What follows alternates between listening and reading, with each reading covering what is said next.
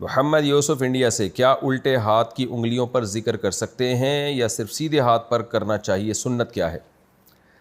دیکھیں، سنت طریقہ جو ہے نا گنتی گننے کا، وہ یہ نہیں ہے جو ہمارے ہاں رائج ہے. ہم ایسے کرتے ہیں سبحان اللہ سبحان اللہ سبحان اللہ 33 دفعہ یہاں پھر 33 دفعہ الٹے ہاتھ پہ. جائز یہ بھی ہے، کوئی گناہ کی بات نہیں ہے، لیکن نبی صلی اللہ علیہ وسلم کے دور میں جو گننے کا رواج تھا نا وہ اس طرح تھا: 1 2 3 4 5 6، پھر 7 میں جو ہے نا انگلی تھوڑا نیچے آئے گی، 8 9، اور یہ 10 کا نشان، یہ نشان تھا 10 کا. 11 12 13 14 15 16 17 18 19 20، پھر اسی طرح 1 2 3 4 5 6 7 8 9 10، یہ 30 ہو گیا. اس طرح مجھے آتی ہے یہ 100 تک گنتی، تو ہم نے اپنے شیخ حضرت مفتی رشید احمد صاحب سے سیکھی تھی.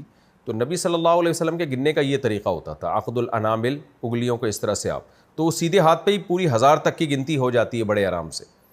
تو میں نے 100 تک یاد کی ہوئی تھی طلب علمی کے دور میں، تو اس لیے میں تسبیح اسی طرح پڑھ رہا ہوتا ہوں، اس طرح انگلیوں پہ نا 100 تک.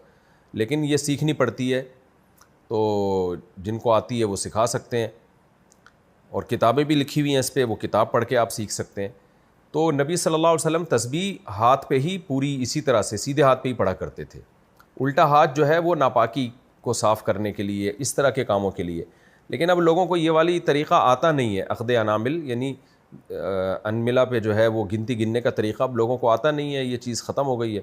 تو اب آسانی کے لیے پھر یہ کرتے ہیں 33 دفعہ سیدھے ہاتھ پہ، 33 دفعہ الٹے ہاتھ پہ، تاکہ 99 دفعہ یہ عمل ہو جائے، پھر ایک دفعہ ویسے ہی تو 100 دفعہ ہو جائے گا. تو اب لوگوں نے اپنی آسانی کے لیے یہ رکھا ہوا ہے. تو جائز ہے سیدھے ہاتھ کے ساتھ الٹے ہاتھ سے بھی، کیونکہ اب صرف سیدھے ہاتھ پہ پڑھیں گے تو یاد رکھنا مشکل ہوگا. تو لیکن بہتر یہی ہے کہ صرف سیدھے ہاتھ پہ تسبیح کی جائے.